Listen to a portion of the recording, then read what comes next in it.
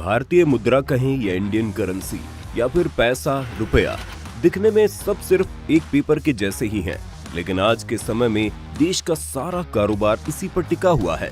और ये कहना भी कहीं ना कहीं बिल्कुल सही होगा कि आपकी हमारी जिंदगी भी पूरी तरह से इन्हीं नोटों के कागजी फ्लेवर से ही चल रही है।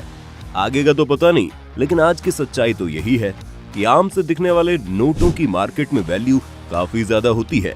इसीलिए इन्हें जिस तरह से बनाया जाता है वो तरीका अपने आप में बहुत खास होता है।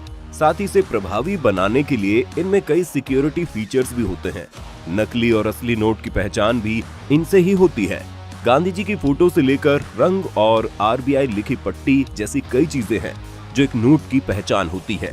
वैसे नोट को आकर्षक बनाने के लिए समय समय पर फीचर्स भी बदलते हैं, लेकिन क्या आप जानते हैं कि 10, 20, 50, 100, 500 और 2000 रुपए के नोट को प्रिंट करने का खर्चा कितना आता है? और क्या आपको पता है नोटों की छपाई कैसे होती है? तो आइए आज हम आपको ले चलते हैं नोट छपने वाली फैक्ट्री में और आपको बताते हैं कैसे होती है इनकी छपाई। बने रहिए हमारे साथ इस वीडियो के अंत तक। आइए पहले आपको बताते हैं कौन सा नोट छापने में कितना खर्चा आता है। तो बात सबसे बड़े से शुरू करते हैं। गुलाबी रंग का खूबसूरत सा दिखने वाला 2000 रुपए का नोट, जिसे छापने में औसतन 4 रुपए का खर्च आता है। अब आप सोचिए 4 रुपए की छपाई वाला ये नोट 2000 रुपए कैसे दे देता है? आप हमें कमेंट करके बता सकते हैं। अब बारी आती है 500 की, जिसे छापने में करीब 2 रुपए 65 पैसे का खर्च आता है।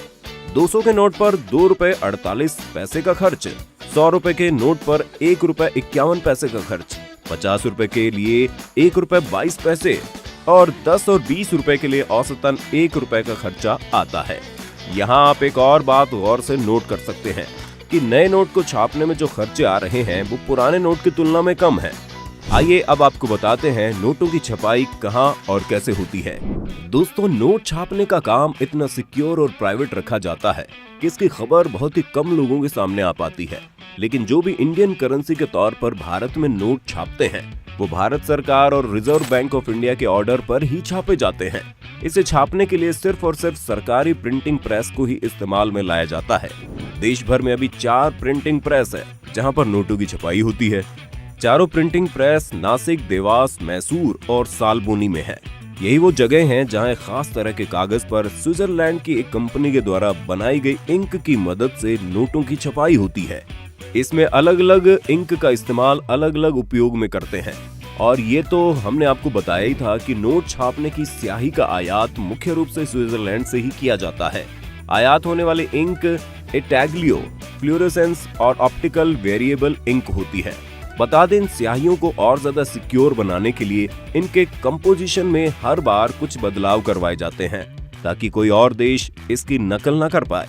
वरना अगर वही कंपोजिशन इस्तेमाल में ले लिए जाए तो संभव है दुनिया के दूसरे देश इस स्याही का इस्तेमाल करके नोटों की छपाई बिना भारत की जानकारी के भी करने लगे, जो कि आगे चलकर सही साबित नहीं होंगी और इससे देश की करेंसी की साख भी गिर जाएगी और विश्व में रुपए की कीमत भी कम हो जाएगी। अब आइए आपको बताते हैं कि जो इंक मंगाए जाते हैं उनका काम क्या क्या है। Intaglio ink. अगर भारत के नोट की सबसे बड़ी पहचान की बात करें तो इस समय बच्चा बच्चा ये जानता है कि गांधी जी की तस्वीर वाला कागज का वो रेक्टेंगल टुकड़ा ही नोट है जिसमें सबसे ज्यादा इंपॉर्टेंट है गांधी जी की तस्वीर। तो दोस्तों, इंटेग्लियो इंक का इस्तेमाल सिर्फ और सिर्फ गांधी जी की वही मुस्कुराती हुई तस्वीर को बनाने में किया जाता है। Fluorescence ink. अब आता है वो जिसके बिना नोट को दुकान से लेकर बैंक तक कहीं मान्यता नहीं मिलती और इसी की मदद से नोटों को ट्रैक भी किया जाता है। जी हाँ, हम बात कर रहे हैं नोटों पर छपने वाले यूनिक नंबर की, जिसे आइडेंटिटी ऑफ करेंसी कहते हैं।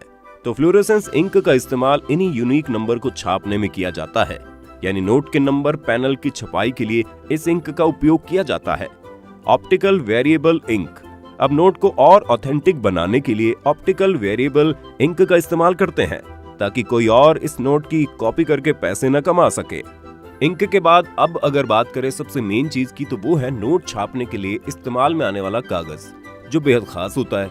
कागज के मैन्युफैक्चरिंग को समझे तो पूरी दुनिया में इस तरह के पेपर बनाने वाले 4 देश मौजूद है, जिसे बनाने के लिए एक आधुनिक मशीन का उपयोग किया जाता है जिसके बारे में बहुत अधिक जानकारी लोगों तक नहीं पहुंच पाई है।